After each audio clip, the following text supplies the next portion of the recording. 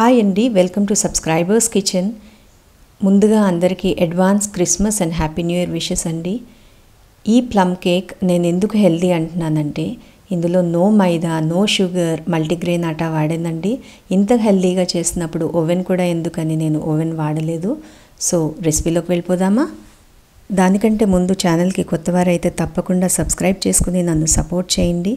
Video నచ్చితే తప్పకుండా like చేయడం మర్చిపోవద్దు. సో ఇప్పుడు స్టవ్ మీద ప్యాన్ పెట్టుకుని అందులోకి ఒక హాఫ్ కప్ బెల్లాన్ని యాడ్ చేసుకుని హాఫ్ కప్ వాటర్ కూడా యాడ్ చేసుకుని బెల్లం మెల్ట్ అయ్యేంత వరకు మనం కుక్ చేసుకోవాలండి. పాకం అన్నది రాకూడదు, జస్ట్ మెల్ట్ అయితే సరిపోతుంది.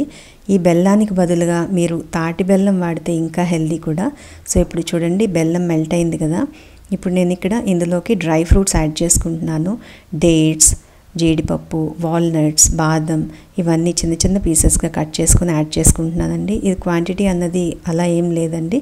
ఈ డ్రై ఫ్రూట్స్ అన్నీ ఒక 3/4 కప్ వచ్చేంత వరకు మనం కట్ చేసుకుని యాడ్ చేసుకోవాలి. 1/4 కప్ కిస్మిస్ని కూడా యాడ్ చేసుకున్నానండి. బ్లాక్ కిస్మిస్, వైట్ కిస్మిస్ ఏదైనా పర్లేదు. ఒక 1/4 cup tutti frutti, 1 tablespoon melon seeds, పుచ్చకాయ గింజలు అంటాం కదండి, అవి యాడ్ చేసుకుని ఒక 30 to 40 సెకండ్స్ లైట్గా కుక్ చేసుకుని స్టవ్ ఆఫ్ చేసుకోవాలండి.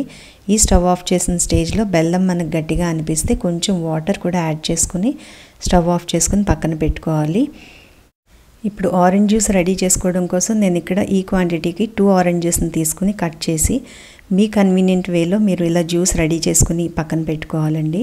ఇప్పుడు ఏదైనా ఒక మిక్సింగ్ బౌల్ తీసుకుని అందులోకి 1/4 కప్ వరకు నేను ఆటాను తీసుకున్నాను. నేను ఇక్కడ మల్టీగ్రెయిన్ ఆశీర్వాద్ మల్టీగ్రెయిన్ ఆటాను వాడానండి. మీరు గోధుమ పిండి అయినా వాడుకోవచ్చు. ఇప్పుడు అందులోకి చిటికెడంత సాల్ట్ యాడ్ చేసి మిల్క్ పౌడర్ని ఒక 4 టేబుల్ స్పూన్స్ వరకు యాడ్ చేసుకోవాలండి. ఈ మిల్క్ పౌడర్ అన్నది ఏ బ్రాండ్ అయినా పర్లేదండి. ఇప్పుడు ఇందులోకి 1 ఇంచ్ దాల్చిన చెక్క, 2 లవంగాలు, 2 యాలకులు లైట్గా క్రష్ చేసుకుని ఆ పౌడర్ని యాడ్ చేసుకోవాలండి. ఆ పౌడర్ మనకి ఒక 1/4 టేబుల్ స్పూన్ వరకు వస్తే సరిపోతుంది. ఇప్పుడు ఈ మిక్స్ని అంతా ఇలా స్ట్రైనర్తో స్ట్రెయిన్ చేసుకుని ఒకసారి అంతా బాగా మిక్స్ చేసుకోవాలండి. ఇప్పుడు ఇందులోకి డ్రై జింజర్ పౌడర్ ఒక 1/4 టేబుల్ స్పూన్ వరకు యాడ్ చేసుకోవాలి. నేను డ్రై జింజర్ పౌడర్ బదులుగా సొంటిని జస్ట్ లైట్గా గ్రేట్ చేసుకుని యాడ్ చేసుకుంటున్నానండి. ఇప్పుడు ఇందులోకి ఆరెంజ్ జస్ట్ అనేది యాడ్ చేసుకోవాలి. ఇది మీ ఆప్షనల్ అండి. నేనైతే ఆరెంజ్ని ఒకసారి డీప్లో పెట్టేసి పైన ఆరెంజ్ కలర్లో ఉంటుంది కదండి, జస్ట్ అది లైట్గా గ్రేట్ చేసుకుని యాడ్ చేసుకున్నాను. ఇది మనకి ఆరెంజ్ ఫ్లేవర్ అన్నది డామినేట్ అవ్వడానికి యాడ్ చేస్తున్నాను అంతే. ఇది జస్ట్ ఆప్షనల్.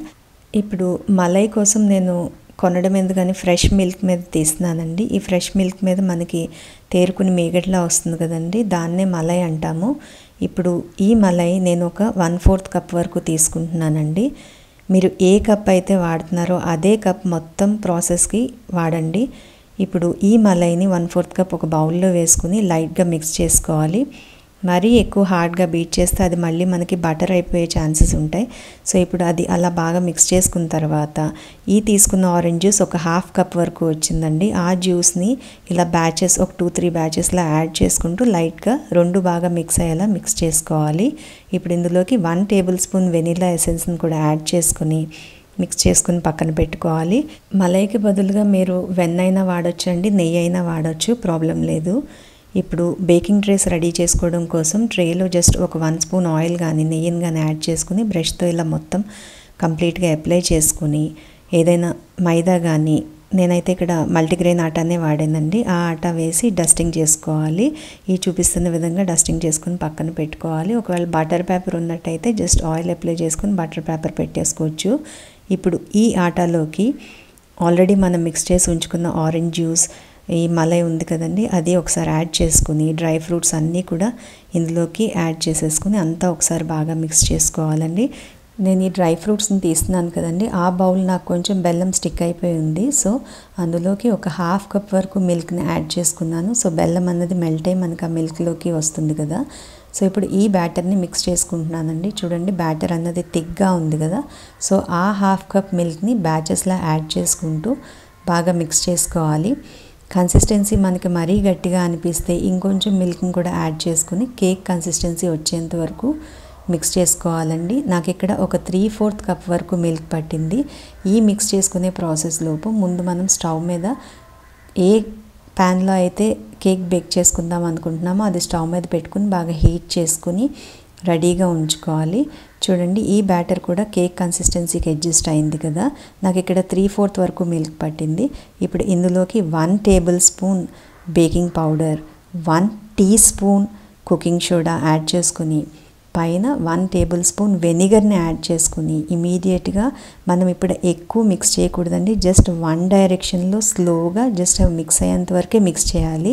మరీ ఎక్కువ మిక్స్ చేసేస్తే మన కేక్ అనేది సరిగా రాదు. జస్ట్ ఈ చూపిస్తున్న ప్రాసెస్లో జస్ట్ అలా మిక్స్ అయిన తర్వాత ఇమీడియట్గా బేకింగ్ ట్రేలోకి ట్రాన్స్ఫర్ చేసుకోవాలి. హాఫ్ వరకు బ్యాటర్ వేసుకుని ఒక 2 to 3 టైమ్స్ బేకింగ్ ట్రేని ట్యాప్ చేసి పైన కొంచెం డ్రై ఫ్రూట్స్తో గార్నిష్ చేసుకుంటున్నానండి. నేను ఇక్కడ జీడిపప్పు, టూటీ ఫ్రూటీతో గార్నిష్ చేసుకుంటున్నాను. ఇది మీ ఆప్షనల్ అండి, వద్దు అనుకుంటే ఇది స్కిప్ చేసేయచ్చు. ఇప్పుడు ఈ బేకింగ్ ట్రేని ఆల్రెడీ హీట్ చేసుకున్న కుక్కర్లోకి మనం పెట్టుకుని బేక్ చేసుకోవాలండి. ఇమీడియట్గా బేకింగ్ పౌడర్ అది యాడ్ చేసిన తర్వాత లేట్ చేయకూడదండి, ఇమీడియట్గా బేక్ చేయాలి. సో ఇప్పుడు నేను గ్యాస్కెట్ రిమూవ్ చేసేసి ఒక 40 to 45 మినిట్స్ లో ఫ్లేమ్ మీద కుక్ చేసుకుంటున్నాను. గ్యాస్కెట్ పెట్టుకోకూడదు.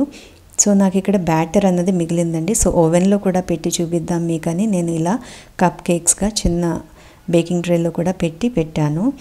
సో ఓవెన్లో అయితే 180 degrees దగ్గర జస్ట్ ఒక 15 to 20 మినిట్స్ పట్టిందండి నాకు బేకింగ్కి. చూడండి ఇప్పుడు కుక్కర్లోది కూడా టెస్ట్ చేద్దాం.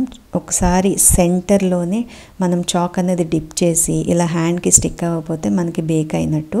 సో ఇప్పుడు ఇలా బేక్ అయిన కేక్ని బయటికి తీసుకుని కంప్లీట్గా చల్లారిన తర్వాత నైఫ్తో రౌండ్స్ అంతా స్క్రేప్ చేసుకుని ఏదైనా ప్లేట్ బౌల్ నుంచి ఇలా రివర్స్ చేసుకుని చూడండి కేక్ అన్నది ఎంత బాగా వచ్చిందో కదా.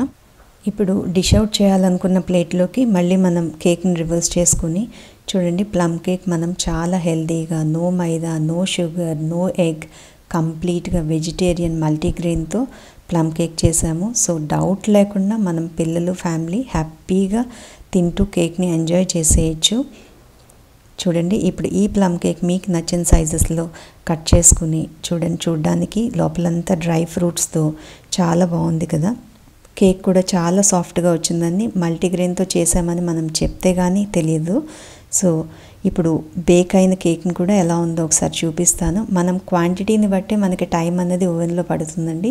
నాకు ఇక్కడ చిన్న బేకింగ్ ట్రేస్ కాబట్టి నాకు జస్ట్ 20 మినిట్స్ సరిపోయింది. లేదు మనం కుక్కర్లో పెట్టింది అయితే ఎగ్జాక్ట్గా మనకి ఓవెన్లో కూడా 180 degrees దగ్గర ఒక 40 మినిట్స్ వరకు టైం పడుతుంది.